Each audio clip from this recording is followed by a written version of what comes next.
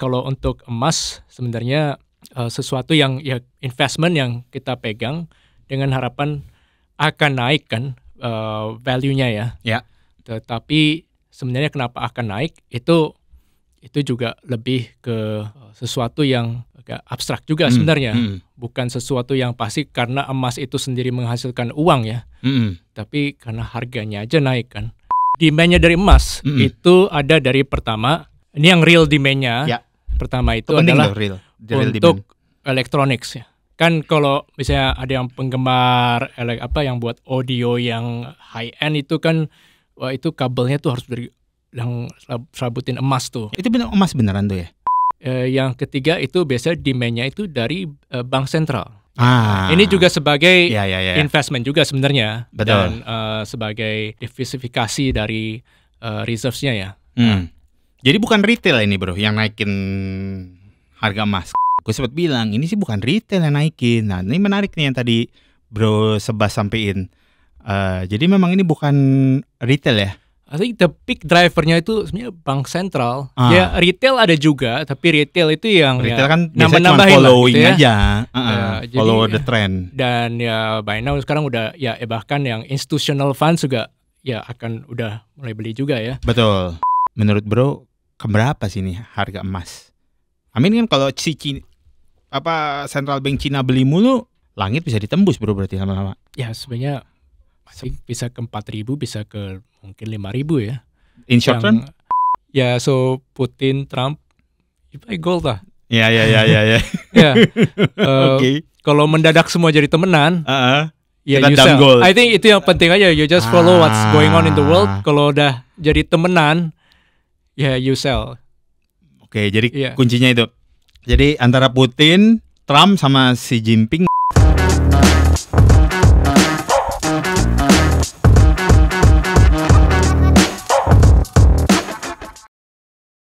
Halo Om Bros, kita ketemu lagi di podcast KPL, diskusi taman belakang. Temanya kali ini adalah ada apa dengan emas? Karena ini harga emas naik terus, tapi bukan ada apa dengan cinta, jadi masih ada apa dengan emas. Nah, bersama saya Dimas Bancet, saya dari PL99, dan saat ini saya bersama dengan salah satu suhu investasi dari PL, namanya Bro Sebastian Tobing, CFA. Nah itu perlu saya tambahin tuh, karena itu penting banget tuh yang belakangnya. Nah bro, silakan. Nama gue Sebastian, panggilan Sex 97 ya.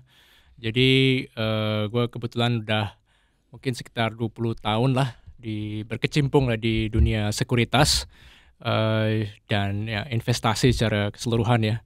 Jadi ya thank you banget nih Om Bro sekalian dan juga Bancet udah ya diundang untuk saat ini untuk ini ngobrol-ngobrol ya tentang emas. Boleh ceritain sedikit nih bro, kok bisa nyemplung di dunia investasi itu bagaimana? Soalnya yang gue inget sih, karena dulu kan gue kelas 1 lo nih ya bro.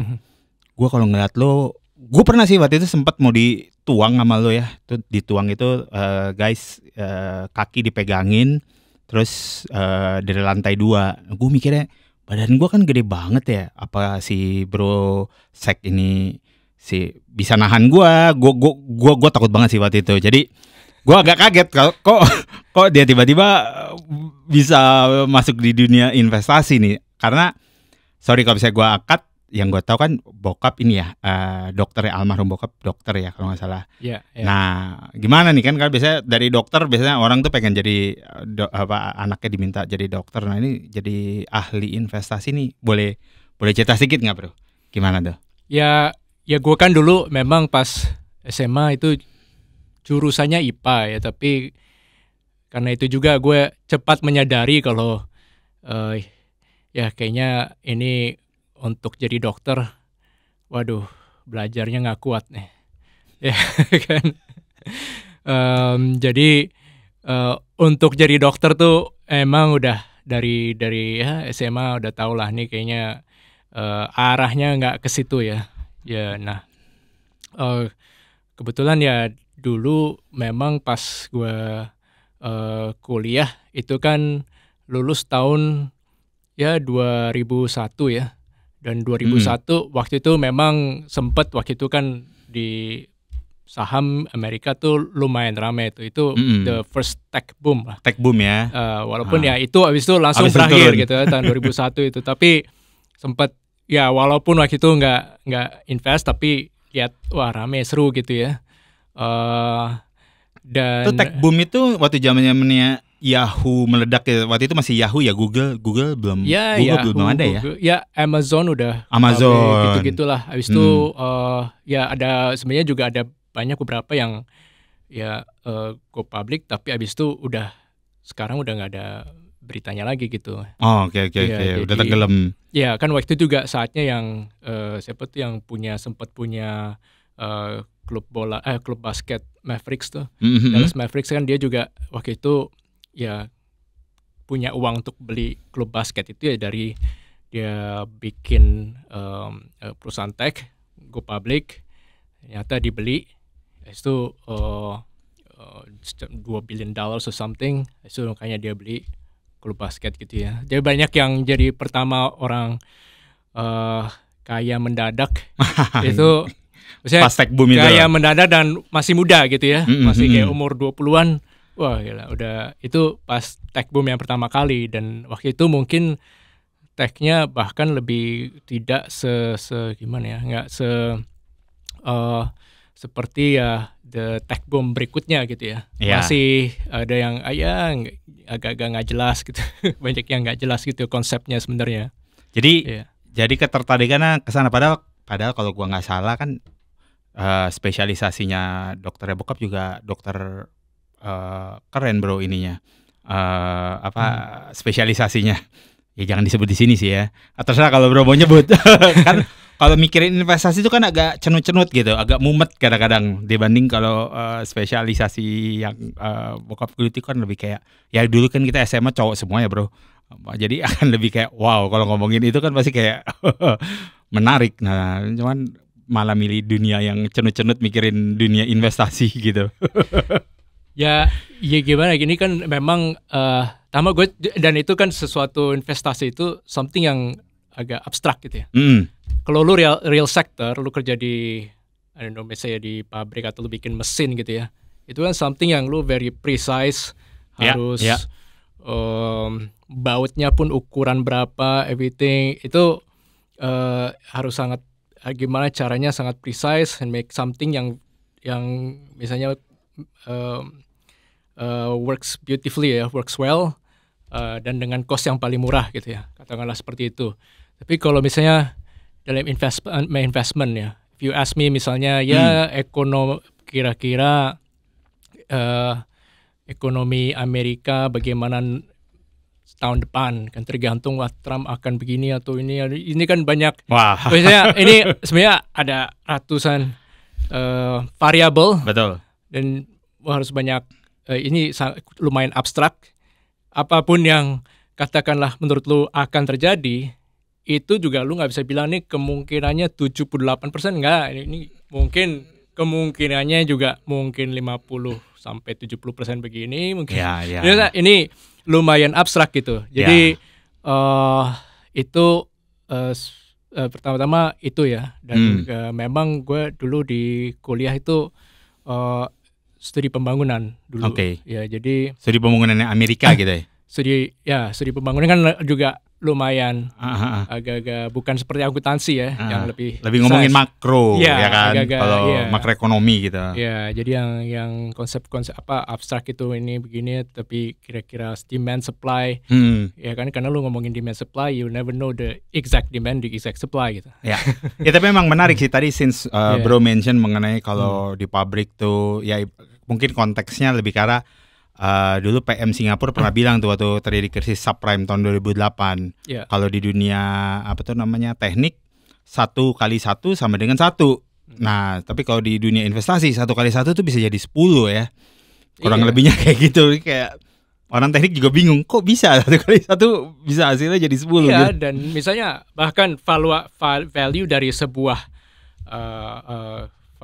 company yang menjadi financial asset, let's say saham atau apapun itu kan, itu ya terpengaruh oleh faktor fundamental yang kita bilang ya, faktor ekonominya bagaimana, faktor performa perusahaannya bagaimana, tapi juga kan ada faktor emosional juga ya. Kalau orang lagi seru gitu, wah, kejar, ya bisa aja walaupun mungkin yang harga normalnya harusnya 100 ke 150 dulu gitu. Itu mungkin, atau ke 200 dulu gitu. Sebelum balik lagi mungkin nanti ke 100. Jadi faktor emosional itu kan yang akan selalu sulit diprediksi, dan nggak ada yang tahu pasti lah gitu ya. Jadi itu yang menarik, dan makanya 1 kali 1 bisa jadi 10 kalau di investasi ya. Iya, benar banget. Dan kalau terkait ya kalau soal kenapa jadi di keuangan, jangan lupa kan title gue kan sebagai analis. Gimana pun juga ada unsur seksualnya juga. Wih. Gimana tuh nyambunginnya kita kan unsur seksual di analis tuh gimana, Bro? Taman belakang, Bro. Kita lewat belakang. Oh. Kan kalau dari Bro cerita tadi yang diceritain itu kan lebih banyak aset beresikonya. Nah, sekarang dari pandangan Bro yang analis investasi, sebenarnya aset yang aman tuh kayak apa sih, Bro? Kalau boleh Bro kasih pandangannya gitu. Karena ya kalau dulu kan pasti masih ingat ya, orang tua tuh kan selalu ngomong aset investasi paling aman dan pasti naik itu emas. Kalau sebenarnya investasi yang aman itu kan menurut saya sih sesuatu yang benar-benar yang paling aman-amannya ya. Itu sesuatu yang kita bisa lihat secara fisik dan memang menghasilkan uang gitu ya. Jadi sebenarnya seperti ya properti, betul, itu aman harusnya.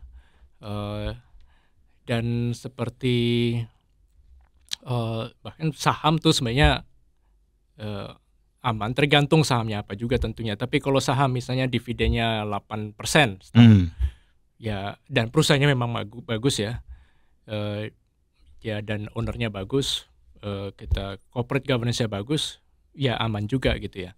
Obligasi juga aman kan, obligasi pemerintah ya aman lah, itu kan kecuali negara Republik Indonesia ini ya runtuh, bubar gitu kan, ya harusnya aman ya. Jadi untuk mungkin yang aman-aman itu sebenarnya kalau emas sendiri itu kan sesuatu yang walaupun ya ada fisiknya, tetapi emas sendiri itu kan kalau misalnya kita obligasi pemerintah itu kan menghasilkan, dia ada uangnya dengan mempajaki rakyatnya gitu ya.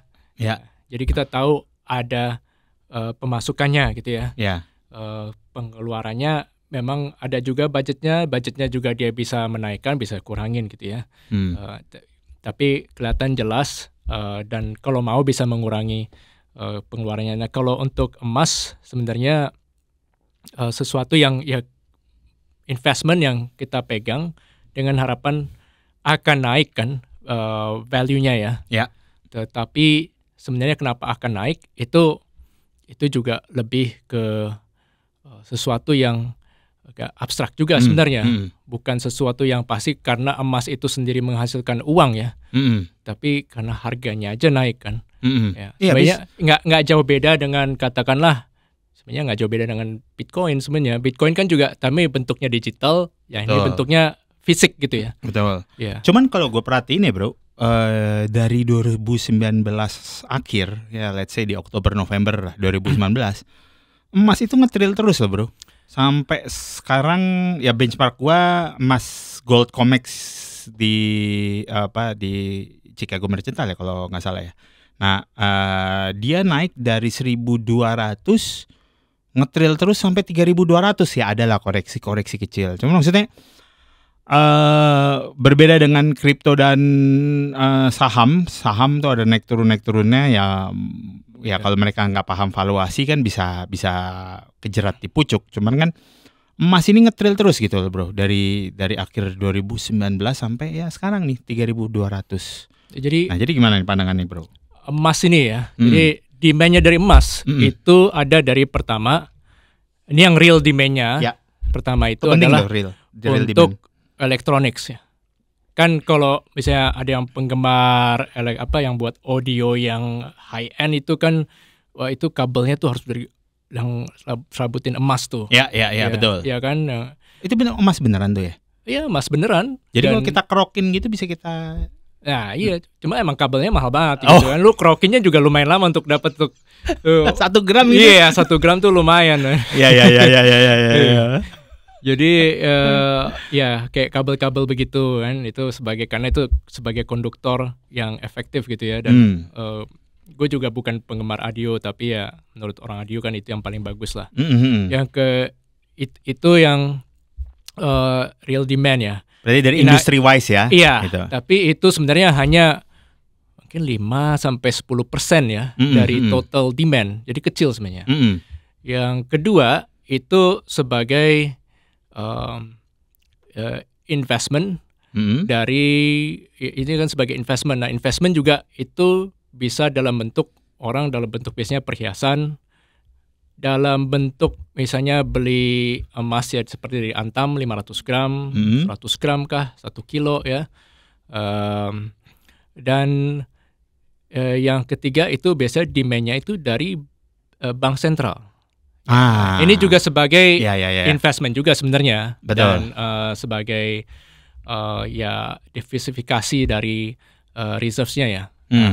Jadi bukan retail ini bro yang naikin harga emas, karena karena gue nih kebetulan ya, gue mantan bendaharanya ini pedagang emas fisik digital gitu. Jadi memang di antara para pedagang juga bingung sih, tapi kita lebih bingung waktu itu mengenai supply dan pada nggak ada yang bisa jawab nih demandnya ini gara-gara apa ya.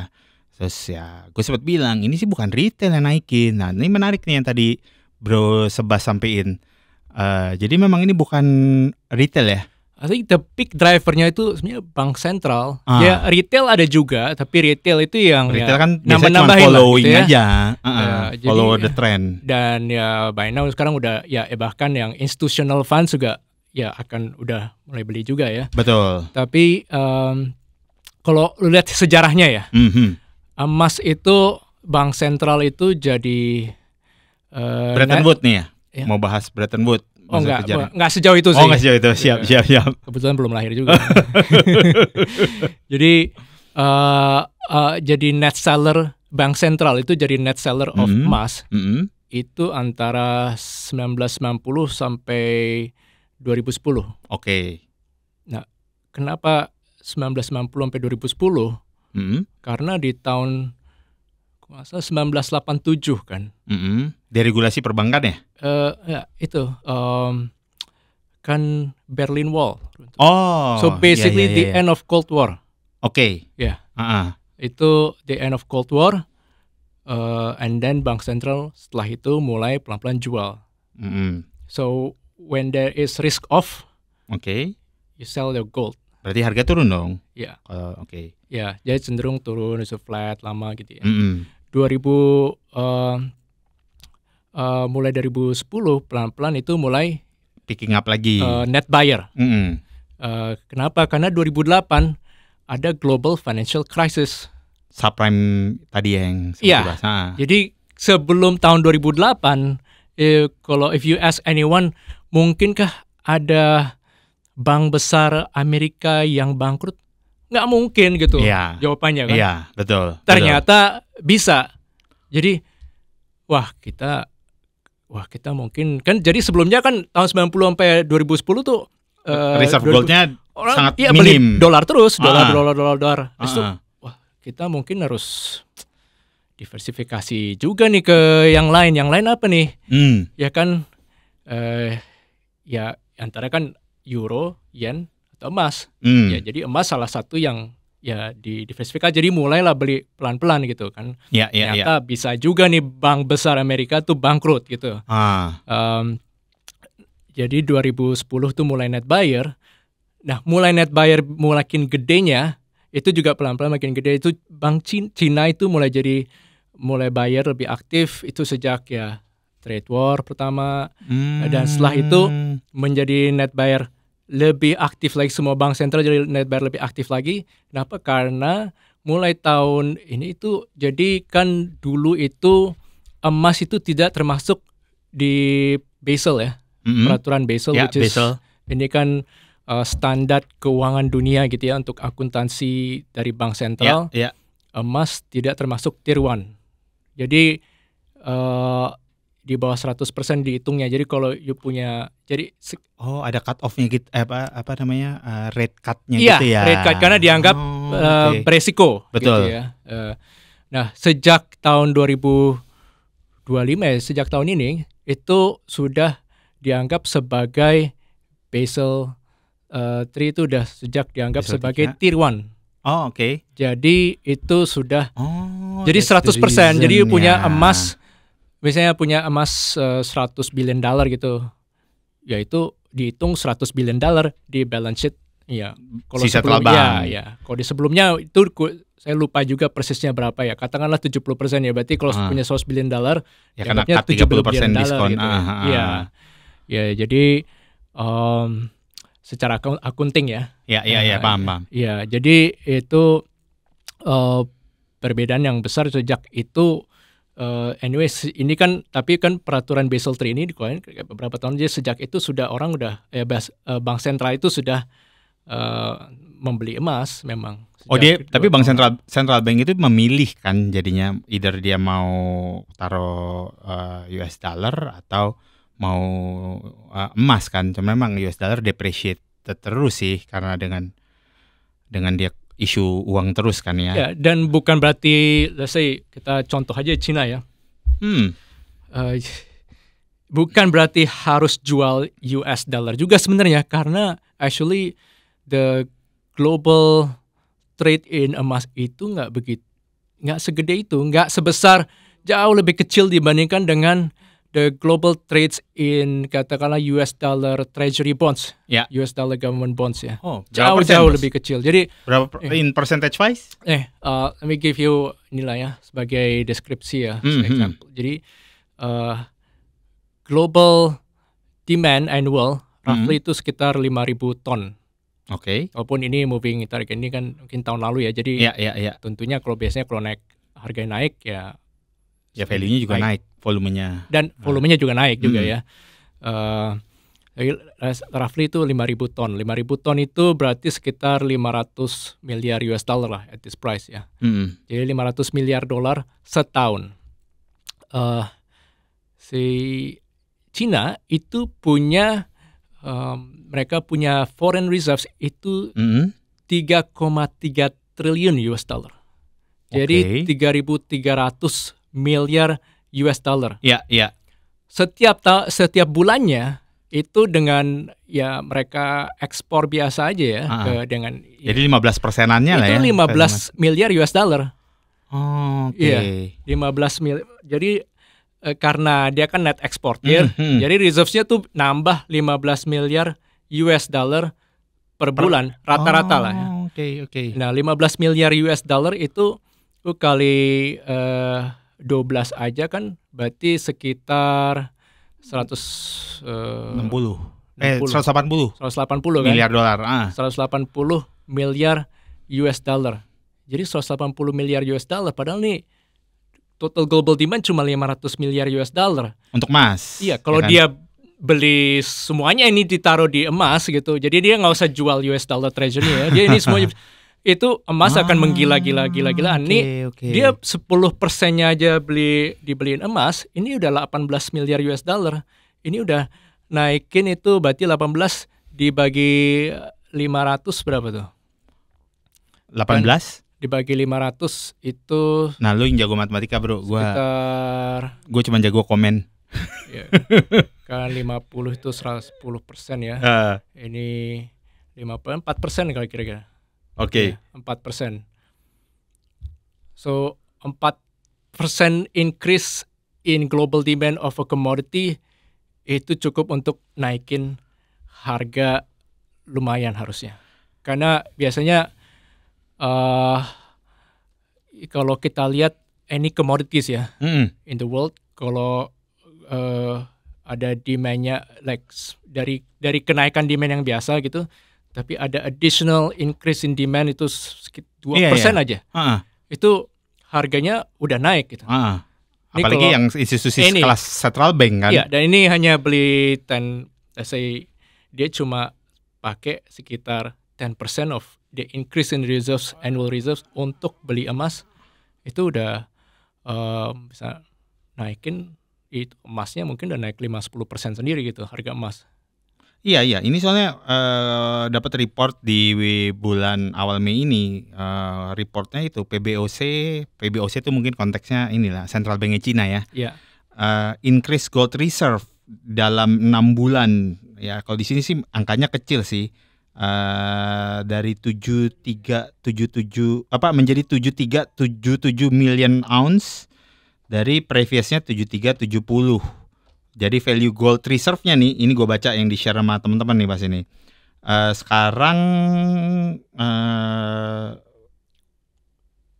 berapa ini? Kok gede banget forex reserve-nya? Dia sampai iya sih yang tadi bro bilang 3.300 triliun dolar. Gitu. Wow. Nah, pertanyaannya apa memang central bank Cina aja gitu? Soalnya ya actually kemarin gue sempat dengar juga pas pemaparannya OJK Bullion, Gold Council Hong Kong hanya bilang central bank, nggak dibuka central banknya tuh siapa aja gitu yang mulai ngambil reserve-nya sebagai gold juga. Apakah ada central bank lainnya bro yang misalnya ikutan? Oh yang pasti, beli? Saya yakin yang central bank lain juga mulai udah beli terus gitu. Oh jadi, gitu. Iya, ini pasti saya yakin sih kalau emas di bawah 3.000 ya, it's a definite buy lah. Definite buy. Yeah. Berarti ini kan lagi mau koreksi nih kayaknya arahnya. Kalau secara teknikal gue lihatnya sih agak ada kemungkinan koreksi. Cuman wow. Jadi memang ini pengepulnya bahasanya nih adalah central bank gitu yang sekarang lagi ngepul banyak. Karena itu menarik sih, karena kalau memang buyernya central bank ya berarti mereka fundnya kuat lah ya. Oh iya. Mereka bukan yang tipikal buy and sell gitu. Dan kan yang pegang banyak emas di dunia ini, misalnya orangnya sendiri ya retailnya, itu Chinese, Indians. Okay. Chinese and Indians. Ya, Indians sudah pasti banyak kan all that.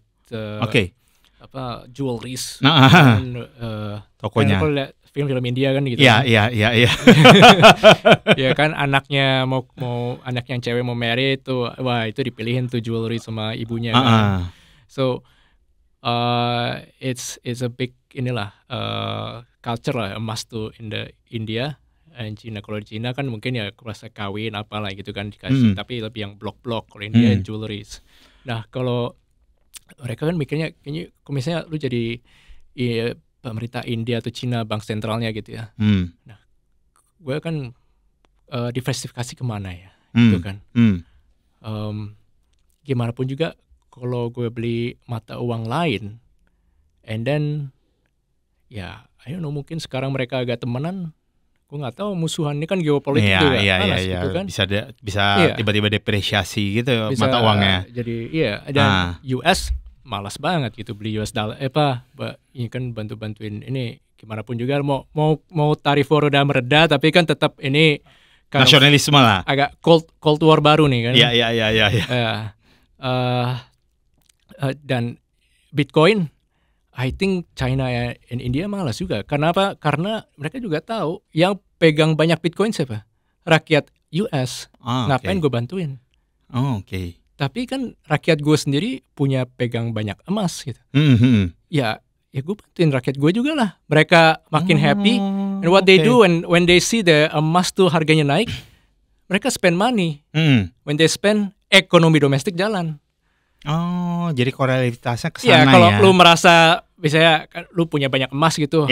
Wah, emas naik. Kita makan di mana? Kita makan di luar lah gitu kan, gitu kan. Iya.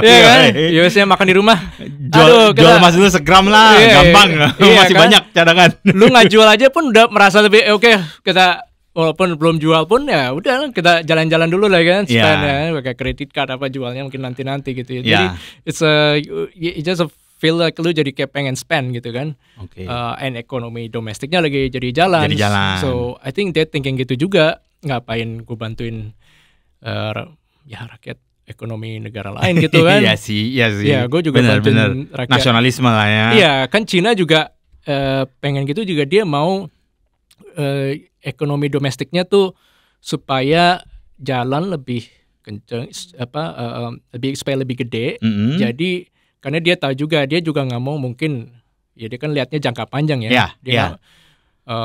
Dia sekarang masih net eksportir, mungkin 10 tahun lagi juga masih, tapi dia nggak mau kayak terus-terusan 40 tahun lagi masih net ekspor. Kayak dia nggak tahu kan gimana situasi geopolitik ya. Jadi ya kita supaya kita aman, and kita coba jadi just in case, siapa tahu trade war 2 tahun lagi, who knows kan what happens, siapa tahu, who knows presiden US setelah Trump siapa, gue nggak tahu gitu kan. Jadi ini ekonomi domestik kita harus hidupin nih gitu kan. Ya, so it makes sense lu dilihat dari sisi ya memang sebagai ya dari investment, dari segi ya untuk lu hidupin ekonomi domestik. Ya beli emas aja. Jadi sekarang dari central bank Cina itu emas sudah sekitar 7% lah. Dari nomor 2-nya siapa sih? Reserves. Kalau bro bisa spill central bank nomor 2 pengumpulnya India.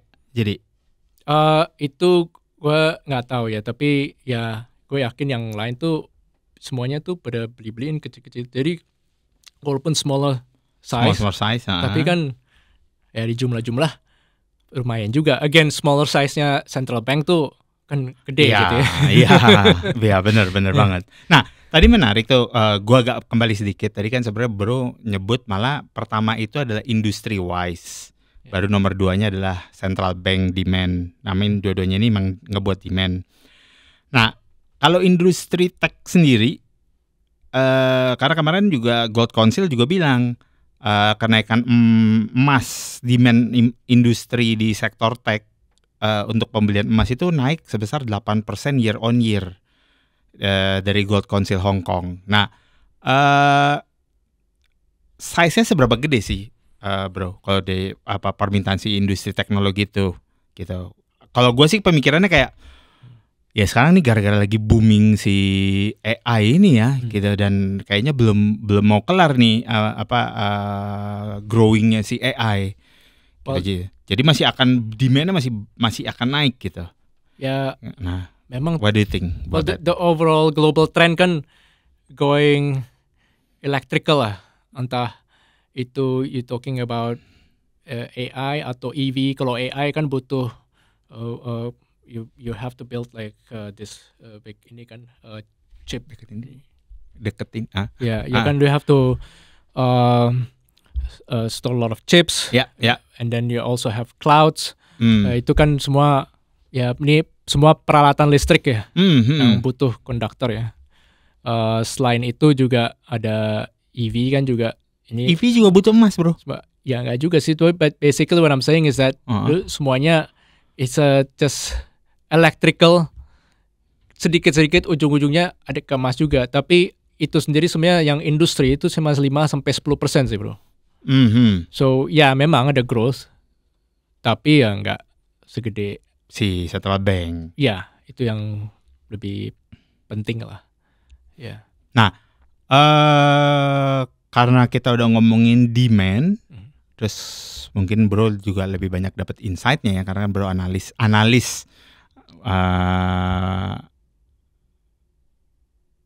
Prediksinya ke berapa sih bro? Karena kemarin gue denger UBS rilis emas bakal ke 4K. Kalau Goldman Sachs kemarin bilang 3.200. Tapi kan udah di hit nih. Bahkan kemarin udah sempat 3.400 per troy ounce ya. Ini kita benchmarknya bukan Mas Antam, karena Mas Antam berbeda lagi harganya kan. Nah, what do you take on that? Maksudnya menurut bro keberapa sih nih harga emas? Amin kan kalau central bank Cina beli mulu, ya langit bisa ditembus bro berarti lama-lama. Gitu. Ya sebenarnya bisa ke 4.000, bisa ke mungkin 5.000 ya. In short run? I think buat gue sih, I mean kalau very short term ya, kan ini Short sudah term 6 bulan sih, karena kita Yeah. udah bulan Mei juga kan. ya Akhir tahun. So akhir tahun menurut sih. bro, Kan gini kan is an asset yang sebenarnya driven by ya itu I think sebenarnya emotion ya. Jadi untuk berapa pastinya I think is difficult, tapi menurut gue sih simpelnya kalau di dunia ini orang merasa nggak temenan ya you buy gold gitu. nggak apa? Nggak temenan gitu you buy gold gitu ya. Kalau lihat it's I don't know. iya kan ya so Putin Trump you buy gold lah. Ya. Ya. Oke. Kalau mendadak semua jadi temenan, ya Kita you dump sell. gold. I think itu yang penting aja. You just follow what's going on in the world. Kalau udah jadi temenan, ya you sell. Oke, jadi Iya. kuncinya itu. Jadi antara Putin, Trump sama Xi Jinping kali ya. Ya itu Kalau yang mereka ini kan, temenan, ya. Tapi definisi temenannya gimana tuh bro? Kalau Xi Jinping sama ini kan US and China ini the big powerhouse lah. Iya. In any way you look at it, ya Russia is a big military powerhouse lah. Iya. Gitu kan.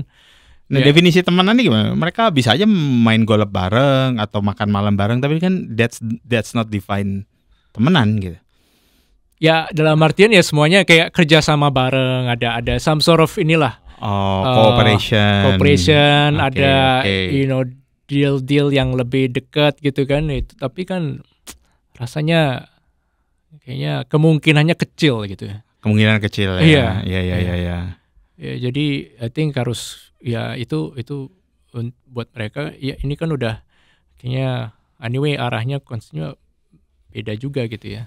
Jadi 6 bulan kita menatap emas ke 4.000 per troy ounce sangat memungkinkan ya. Ya in the meanwhile ya pasti ada naik turun. Betul, Tapi I ada think ada grafik naik turun. ya Cuman especially kalau di bawah 3.000 is a good chance to buy lah. oh gitu. Ya. Oke. Ya. Nah kalau bagi kita nih Rita, kan kita bukan skalanya central bank ya kalau kita beli emas. Nah ada dilemanya sendiri nggak sih kalau kita berinvestasi emas bro? Karena banyak yang takut nih kalau beli emas secara digital, dan ini juga dilema kita dulu dilema kita sebagai pedagang emas digital. Pada takut gitu. Ini beneran nggak sih ada emasnya? Nah atau gimana pengalaman atau cerita teman-teman yang ada tuh sekarang tuh sebenarnya investasi emas ada dilemanya nggak sih? Ya paling aman ya yang emas fisik lah ya. Jadi ke Antam atau apalah laku emas atau apapun itu ya. Nah laku emas itu ini pedagang emas fisik digital. Jadi pedagang emas fisik digital tuh cuman gini doang sih bro. Jadi sama kayak berangkasnya si Antam. Jadi transaksinya aja yang kita buat digital. Jadi orang-orang tuh nggak perlu datang ke counternya. Ya, tapi transaksinya lewat platform gitu. Itu setahu gue bukannya mereka tuh harus ada fisiknya juga ya? Ada. Iya kan? Betul. Wajib kan? Wajib. Ini kan diwajibkan 1:1. pemerintah. Bapepti yang kan? wajibin. Iya. Jadi 1:1. Jadi kalau you punya emasnya 1 kilogram, ya you hanya bisa jual 1 kilogram. Nah yang penting nggak bisa pokoknya pakai leverage. You do your homework on owner of laku emasnya, owner of ini. Jadi kalau orangnya merasa lu bisa dipercaya dan benar-benar mengikuti apa kata pemerintah, ya harusnya aman ya. Iya. Biasanya kalau begini kan masalahnya pemerintah bilang you harus bikin 1:1, ternyata 1:1 gitu. Ya kan? Iya, Kita tahu sendiri kan kadang-kadang kan di auditnya nggak itu gitu kan. Bapepti rigid banget sih. Jadi benar-benar kalau bahkan kalau cadangan emas kita turun di bawah 2,5 kilo, kita disuspend bro. Nggak boleh jual emas lagi sampai kita top up gitu. Nah ya itu harusnya sih ya aman gitu kalau begitu kan, karena ya 1:1 itu jadi ya laku emas kah atau ya BRIS atau Pegadaian itu ya kan. Ya ada merek lain juga kayak Peluang, Indogold gitu. Ya itu memang semua pedagang-pedagang fisik emas digital. Gitu. Memang hanya transaksinya aja kita jadiin secara digital biar gampang lah, biar nggak usah datang ke counter. Ya makin banyak juga makin bagus karena berarti you might get bisa cari price yang lebih kompetitif. Ya kan biasanya semuanya ini kan ambil ada sama margin lah ya. Ya pasti.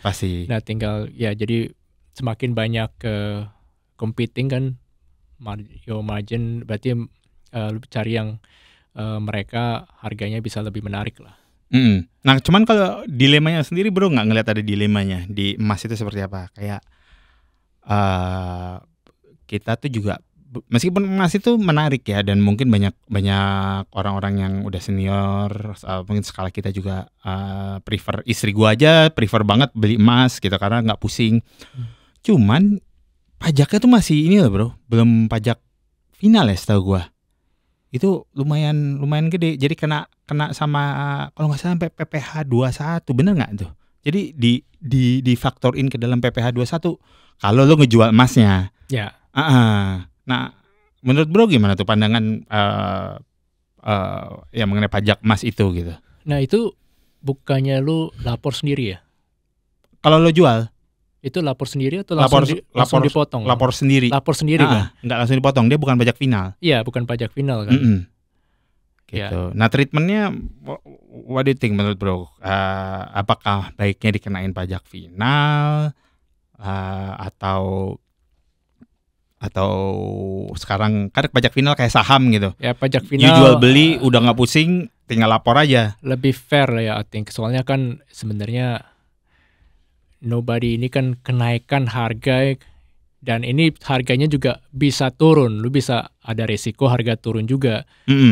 Beda dengan misalnya ada lu jual barang yang gimana pun juga, misalnya lu jual barang apalah gitu ya, atau bikin pabrik lah gitu kan, terus lu jual barangnya kan ada peran pemerintah juga kan di pabriknya gimana supaya aman bla bla ya gitu ya.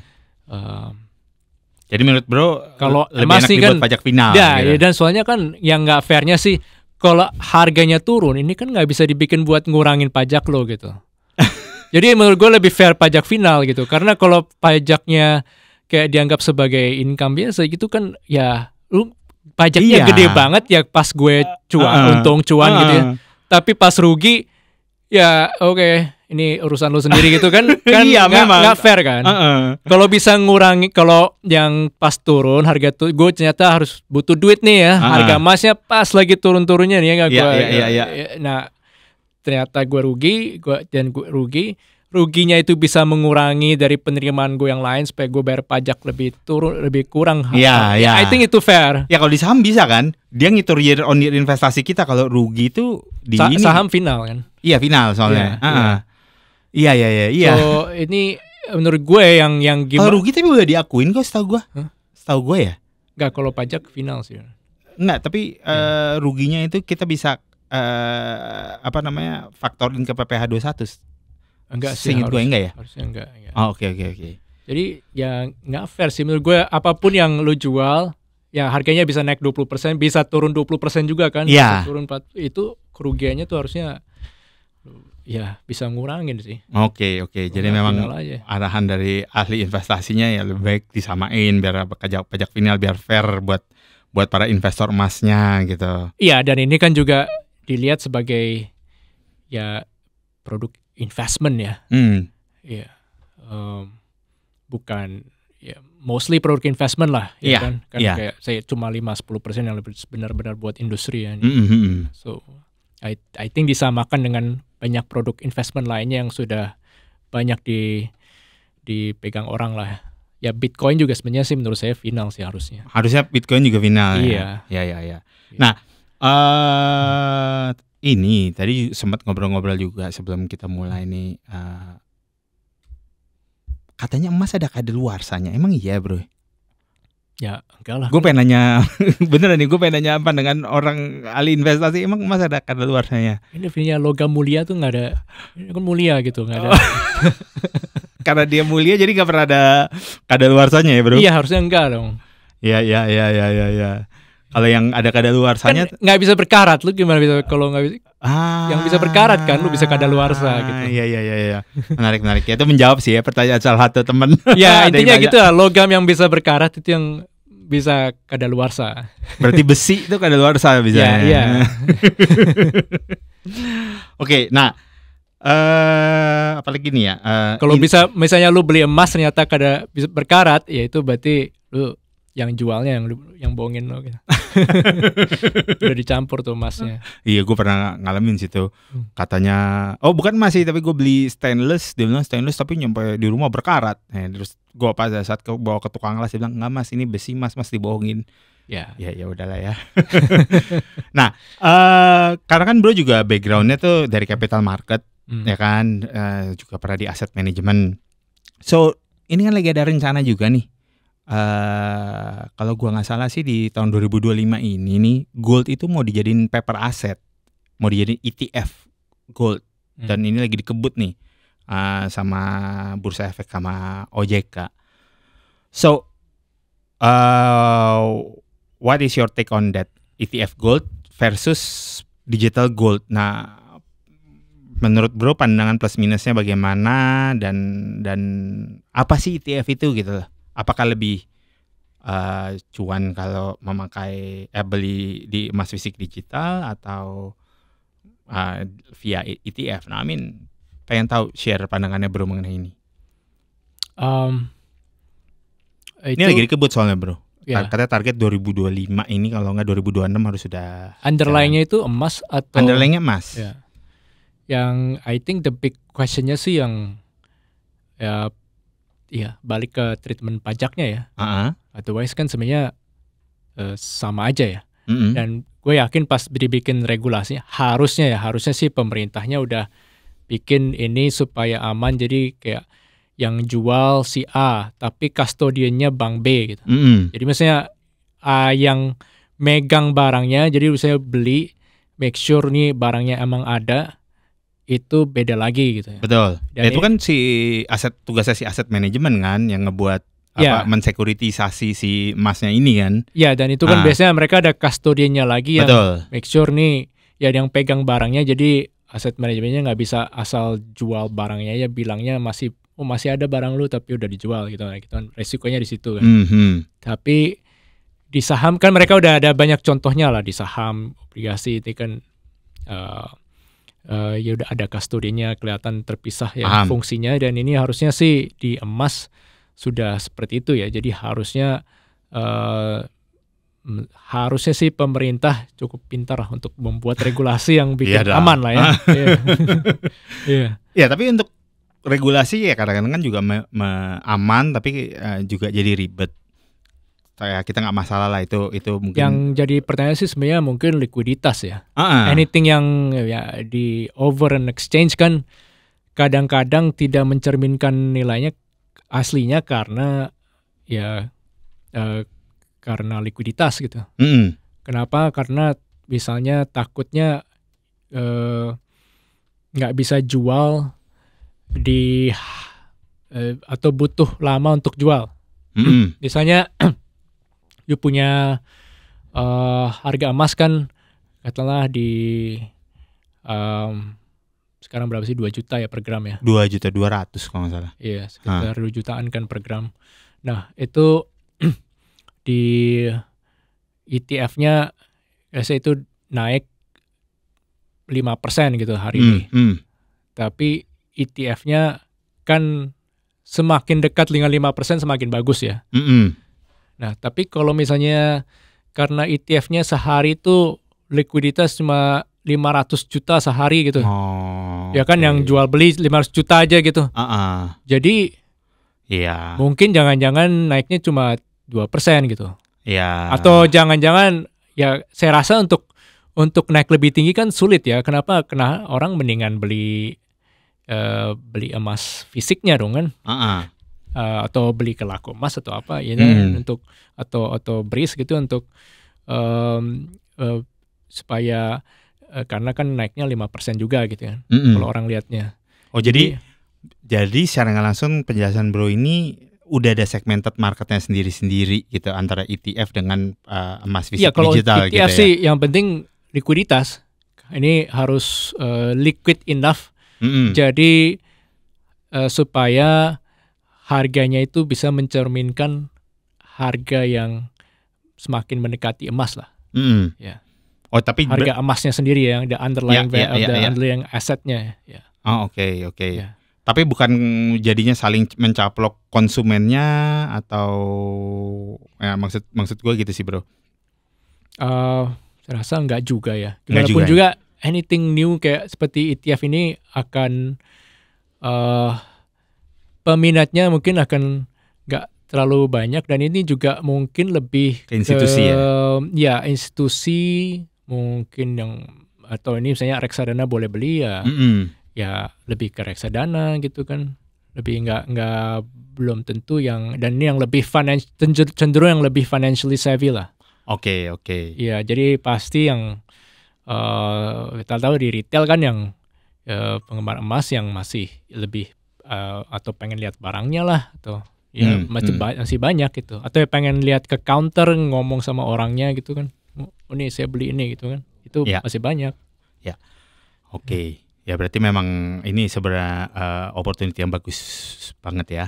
Nah mungkin terakhir nih diskusi, tapi yang ini kayaknya tadi gue juga ngobrol-ngobrol banyak orang masih belum aware bahwa Indonesia udah punya bullion bank gitu.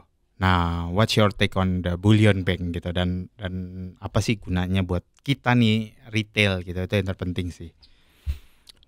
Ya jadi kan bisa, you can open deposit di bank, open nih certain banks kan. Setahu saya cuman 2 kan? Ya, BRIS dan Pegadaian. Ya, kan? BRIS dan Pegadaian. Jadi deposit, you can say ke, saya BRIS ya, saya mau nabung emas 1 miliar lah katakan.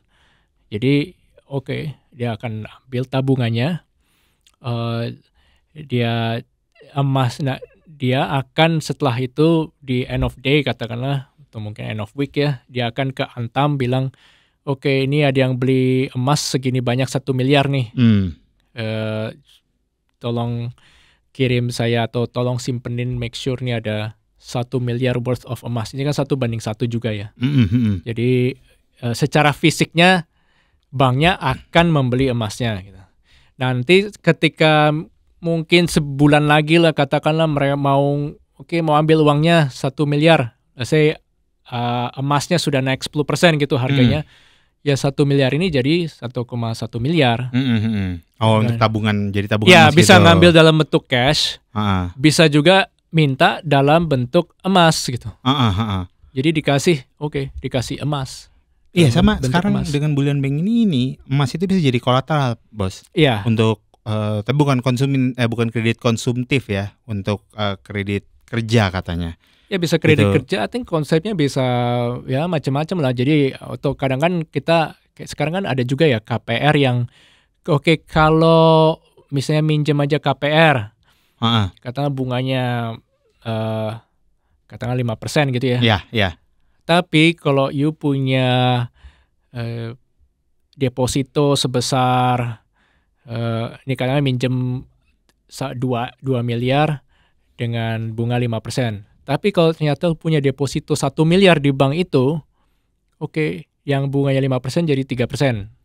Karena dia tahu punya 1 miliar kan di cash nih, aman ya. Dia bisa, kalau emang nggak bayar, mungkin dia bisa ambil aja 1 miliar. Maksudnya orang ada, atau minimum nih orang punya 1 miliar di bank, punya 1 miliar deposito, ngutang 2 miliar, ya resiko kecil lah gitu ya. Iya. Jadi semacam itu. Jadi mungkin juga gitu ya, emas, misalnya mau minjam 2 miliar, tapi bunganya 5, tapi kalau punya emas di bank yang sama, bank ini 1 miliar, atau mungkin 2 miliar juga ternyata emasnya, ya udah, ya ini resikonya kecil banget berarti ini, ya udah. Malah daripada 5% kita charge 3%, mau nggak gitu? Iya. Mungkin bisa kayak gitu juga kan. Ya, atau ya itu sebagai modal kerja, collateral, bank modal kerja atau apapun itu ya. Itu jadi some sort of collateral lah. Itu dalam konsep apapun it should work. Selain itu memang depositonya mungkin juga ada bunganya gitu ya. Iya, memang ada, mereka akan jadi kasih. Memang lebih menguntungkan lah dibandingkan dengan ya simpan emas di rumah kan. Iya, deg-degan ya. Iya. Oke, siap. Thank you bro. Anything else mau ditambah mengenai view mengenai emas, atau suggestion nih buat para Om bro lainnya yang nonton diskusi taman belakang, ada apa dengan emas ini? Oh ya, Sebelum kita summary ini bro. mungkin satu yang belum dibahas sih sebenarnya bisa beli saham terkait emas juga sih. Wih, penting tuh. Boleh di-spill sih bro. Your take yang paling oke mana nih? Tadi gue mau nanya itu juga sebenarnya. Pilihannya agak lumayan banyak soalnya. Dibandingkan sektor lain ya. Ya nomor 1-2 aja yang menurut bro. Karena ini gila loh. Kemarin Antam merokep 100% dalam waktu 2 bulan loh. Ya Antam lah. Tapi Antam itu kan gak pernah divaluasi berdasarkan emas. Jadi gue lumayan bingung kemarin pada saat meroket.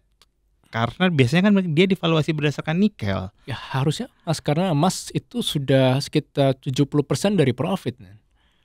Oke. Iya, 70% profitnya ya. Iya, karena iya.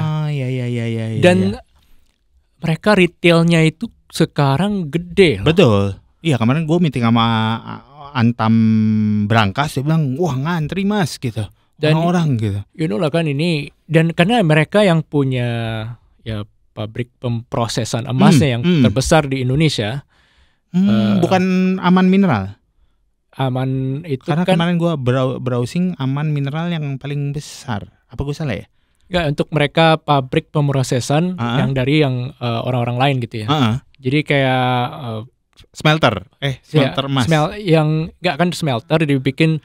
Habis itu dikirim lagi untuk dibikin yang blok-blok itu loh. Oke. Blok-blok emas yang kayak di film-film tuh ya? Iya. Yang 500 gram, 10 gram. Ya kan, itu diproses lagi jadi kayak gitu. Iya. Itu sebenarnya kan ya capex-nya nggak gede ya. Kan cuma bikin, sebenarnya di tambangnya udah diproses. Dikirim lagi ke Antam untuk dijual. Dia Antam yang jual dalam negeri. Tapi di Antam sama Antam potong-potong, dibikin proses lagi, bikin supaya ini bisa dijual di. Ya udah, spill 2 nama lah atau 3 besar lah yang bro mungkin suggest. Kita nggak ngomong target harga, kita what do you have in your top of mind 3 nama. Ya kalau di pasar modal pure untuk emas yang ini ya, itu ya Antam untuk yang retail beneficiary. Untuk yang lebih proyek emas upstream yang jangka panjang ya itu mungkin BRMS dan Dewa ya. Tapi untuk yang ya retail yang profitnya udah kelihatan, ada dividennya, ya so Antam. Low risk itu Antam lah pasti. Aman malah enggak. Aman. Menarik tuh, bro sebut Dewa soalnya kayaknya belum ke reveal tuh tambang emasnya. Aman kayak Aman Mineral itu kan banyak kopernya ya.